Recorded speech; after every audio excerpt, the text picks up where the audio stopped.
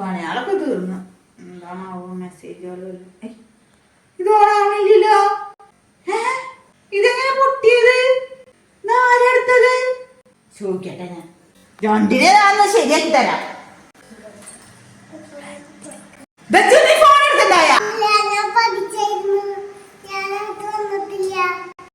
അപ്പൊ അവനെന്നെ എടുത്തത്. അവനെവിടെ? കാണാനില്ല അവനെ.